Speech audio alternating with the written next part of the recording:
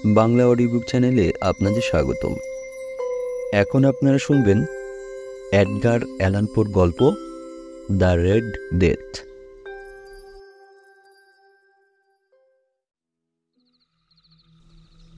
সেই সময় গোটা দেশ জুড়ে রক্তাক্ত মৃত্যুর প্রতিধ্বনি।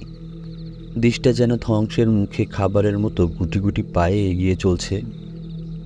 এই রক্তাক্ত মৃত্যুটাও এক ধরনের ব্যাধি, যে ব্যাধির আক্রমণে সমস্ত জায়গা জুড়ে রক্তবন্যা বয়ে চলে।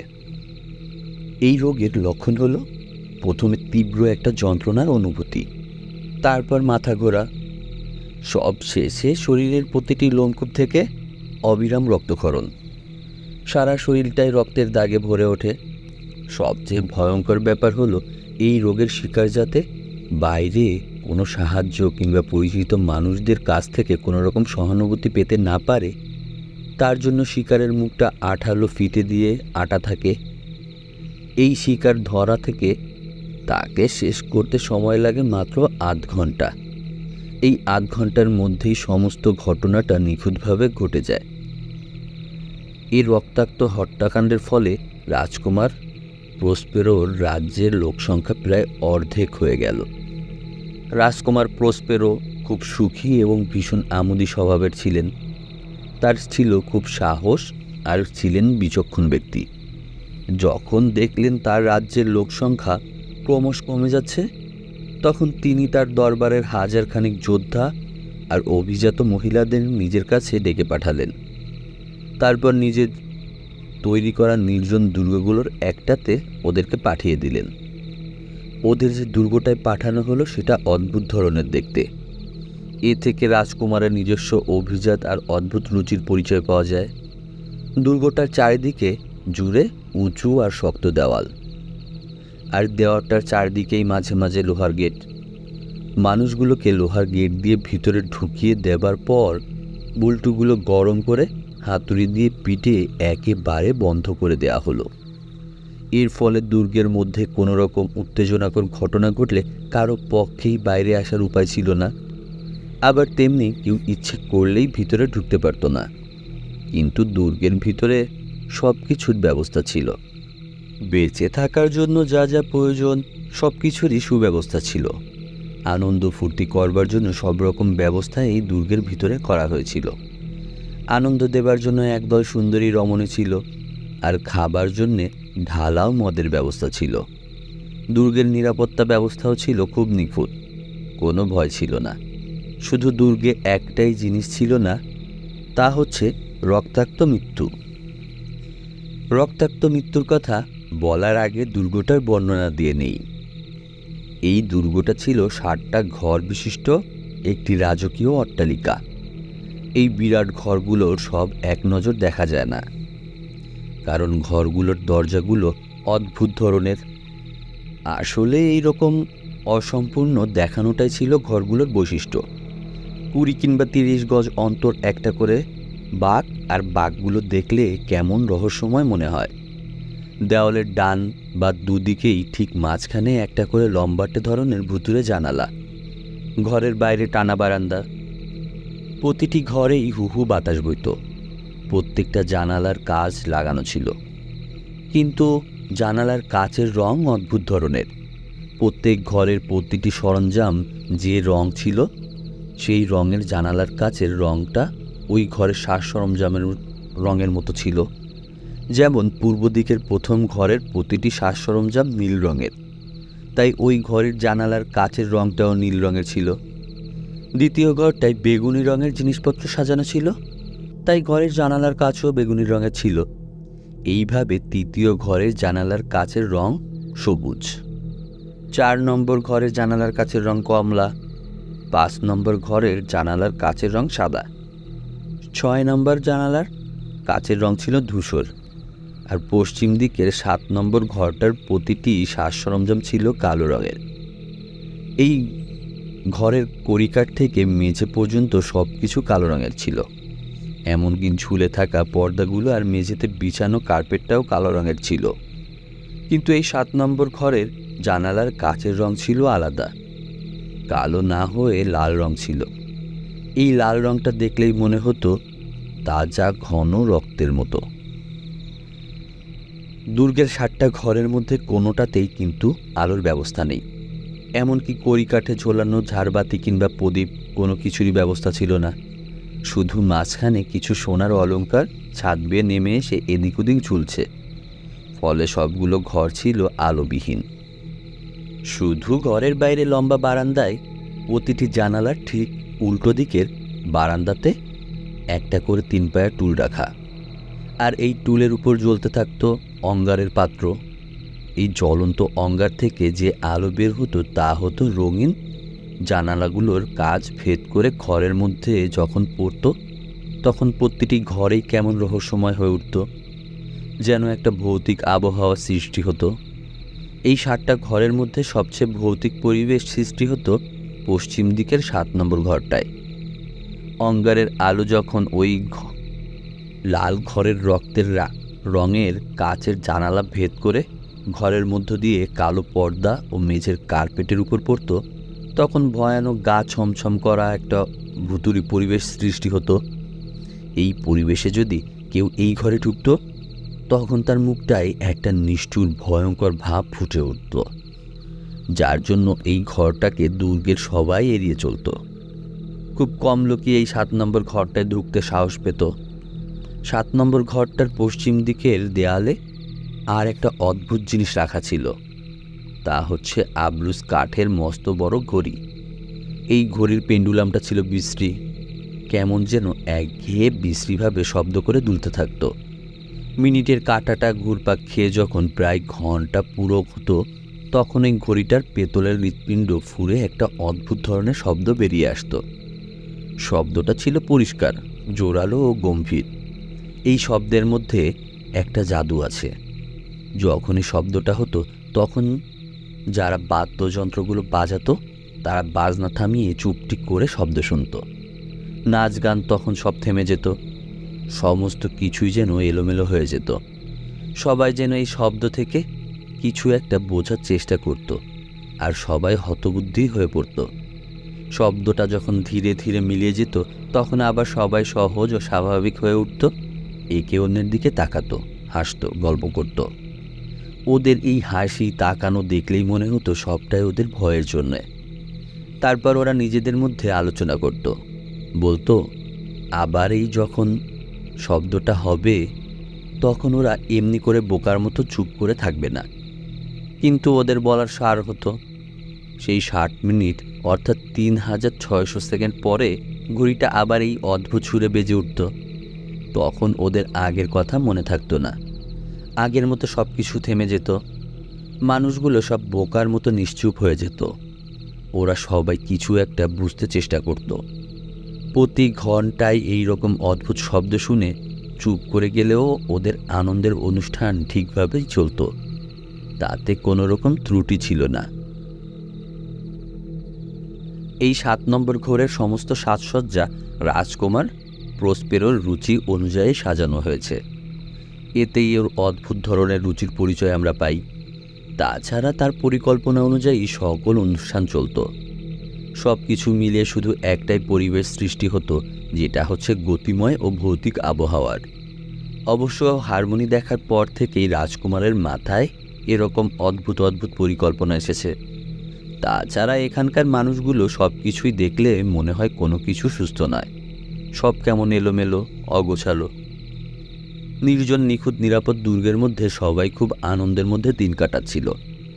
এইভাবে প্রায় 5-6 মাস কেটে গেল।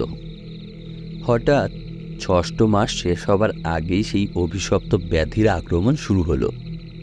ঘটনাটা যেদিন ঘটে সেদিন রাজকুমার প্রসপেরো তার 1000 খানিক প্রজার সঙ্গে নাচ গানের আসরে আনন্দে উচ্ছ্বাসে ফেটে পড়ছিল। ঘরগুলো সব যেন ভয়াবহ মনে হতে থাকে। মনে হলো ঘরের রং যেন তারা শুষে নিচ্ছে। হঠাৎ আবলুস কাঠের সেই ঘড়িটার শব্দ বাজতে থাকে, যার ফলে সমস্ত বাদ্যযন্ত্রের বাজনা থেমে যায়। চারিদিকে নিস্তব্ধ নীরবতা নেমে আসে। সবাই যেন থমকে দাঁড়িয়ে পড়ে। শব্দটা থামতেই আবার বাদ্যযন্ত্রগুলো বেজে ওঠে। সবাই হাসি গল্পে মুখর হয়ে ওঠে। আনন্দ ফুর্তির বন্যা বয়ে চলে। তিন পায়ে তুলে রাখা সেই জ্বলন্ত অঙ্গারের আলো রঙিন কাচের জানালাগুলো ভেদ করে ঘরে বিভিন্ন রঙের পরিবেশ সৃষ্টি করতে থাকে। সবগুলো ঘরের মধ্যে 7 নম্বর ঘরটা আরও বেশি ভয়ঙ্কর হয়ে ওঠে। উৎসবের রাত ক্রমশ বেড়ে চলে। লাল জানালার কাচ ফুরিয়ে রক্তের মতো লাল আলো 7 নম্বর ঘরটার কালো রঙের সাজ সরঞ্জামের উপর এসে পড়তে থাকে। আর ঠিক তখনই একটা মূর্তি 7 নম্বর ঘরের কালো কার্পেটে পা রাখে। তার দেহটা লাল আলোয় স্পষ্ট হয়ে ওঠে। ঠিক সেই সময়ে আবলুস কাঠের ঘড়িটা সুরেলা ছন্দে বেজে ওঠে। অন্য সব ঘরের লোকেরা সেই শব্দ শুনতে পায়। শুধু 7 নম্বর ঘরটা ছাড়া বাকি ঘরগুলোতে লোকের ভিড়। ওদের এই উৎসব চলে মাঝরাত তাক। প্রতিদিনই প্রতি ঘন্টার ঘড়ির শব্দে ওদের নাচ গান কথাবার্তা সব থেমে যায়। আজ আবার শব্দটা আরম্ভ হতেই রোজকার মতো সব থেমে গেল। মানুষগুলোর মধ্যে একটা বিহ্বলতা নেমে আসে। তারপর যখন ঘড়িটার শেষ শব্দটা খুব আস্তে আস্তে মিলিয়ে যায়, ঠিক তখনই ভিড়ের মধ্যে অনেকেই একজন মুখোশধারীর অস্তিত্ব টের পায়, যাকে এক মুহূর্ত আগেও দেখা যায়নি। সকলেই এই অদ্ভুত আকৃতির লোকটার উপস্থিতি নিয়ে চাপা স্বরে ফিসফিস করে কথা বলতে থাকে। সবার চোখে বিস্ময়, তীব্র আতঙ্ক, ভয়ে সবাই মরিয়া হয়ে ওঠে। অদৃশ্য মূর্তিটার আকৃতিটাও বিভৎস, বিরাট লম্বা দৈত্যের মতো দেখতে। আপদমস্তক যেন রহস্যের আবরণে ঢাকা। মুখে মুখোশ, পোশাক পরিচ্ছদগুলো সব ঘন লাল রক্তবর্ণ। দেখলেই গায়ের রক্ত হিম হয়ে আসে। সেই সময় রাজকুমার পোস্টব্রাসের চোখ ওই ভুতুড়ে মূর্তিটার উপর গিয়ে পড়ে। মূর্তিটাকে লক্ষ্য করে কর্কশ গলায় বলে ওঠে, এত দূর স্পর্ধা! মূর্তিটা ভিড়ের মধ্যে দাঁড়িয়ে থাকে। রাজকুমারও সাহস দেখে ক্ষেপে ওঠেন। রুক্ষ স্বরে বলেন, ওর স্পর্ধা তো কম নয়, আমাদের উপহাস করছে, অপমান করছে। ওকে তোমরা সবাই মিলে ওর মুখোশটা খুলে দাও, তাহলে বুঝতে পারবে আগামীকাল ভোরে কাকে আমরা ফাঁসি কাটে ঝোলাচ্ছি। রাজকুমার প্রসপেরো পূর্ব দিকের নীল ঘরটায় দাঁড়িয়ে কথাগুলো বলছিলেন। আর এই ঘরেই ঘটনাটা প্রথম সূত্রপাত। ওর হাতের ইশারায় সমস্ত বাজনা থেমে গেল। রাজকুমার তখন নিজের দলের লোকজনদের নিয়ে একইভাবে ঘরটার মধ্যে দাঁড়িয়ে থাকেন। দলের লোকজন মুখোশধারী দৈত্যের দিকে এগিয়ে যায় তাকে ধরবার জন্যে, কিন্তু মূর্তিটা সেদিকে কোনো রকম লক্ষ্য না করেই এগিয়ে যায় রাজকুমারের দিকে। একটা অজানা আতঙ্কে সবাই থেমে যায়। কারো সাহসে কুলোয় না মূর্তিটাকে জাপটে ধরার। ততক্ষণে মূর্তিটি রাজকুমার প্রসপেরসের সবচাইতে কাছের লোকটার সামনে গিয়ে দাঁড়ায়। ওদের মধ্যে দূরত্ব মাত্র গজখানেকের মতো। এবার মূর্তিটা ঘরের মাঝখানে পার হয়ে একেবারে শেষ প্রান্তে দেওয়ালের কাছে গিয়ে দাঁড়ালো।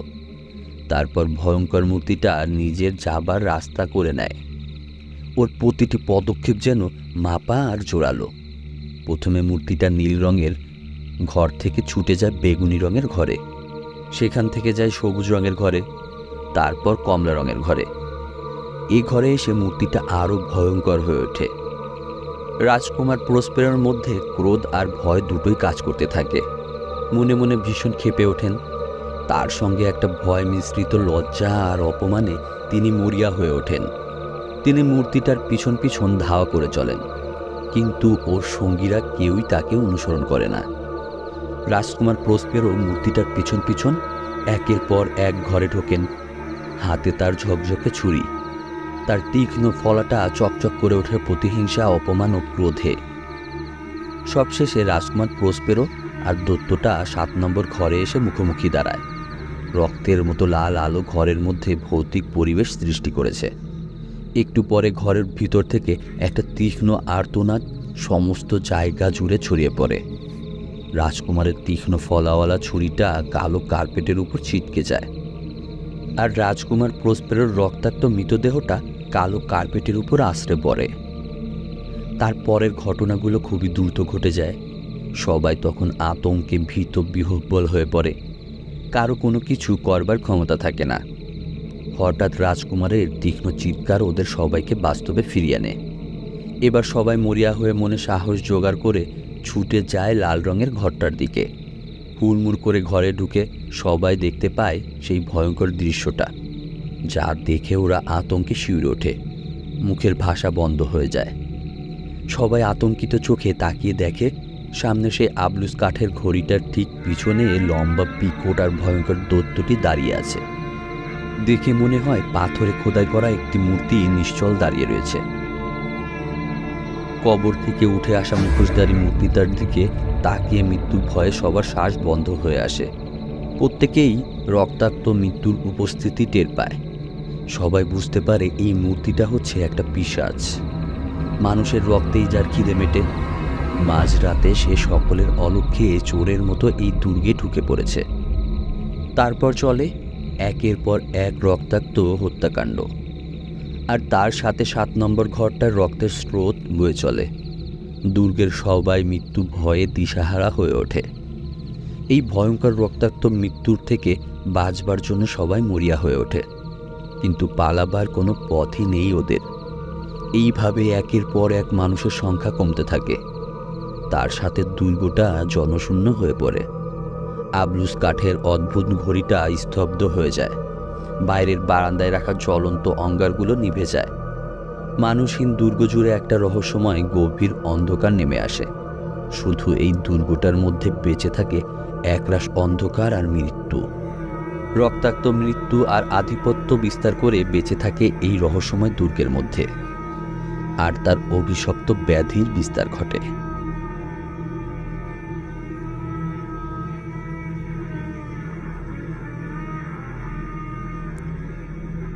প্রিয় শ্রোতা, আপনারা এতক্ষণ শুনছিলেন এডগার অ্যালান পোর গল্প দ্য রেড ডেথ।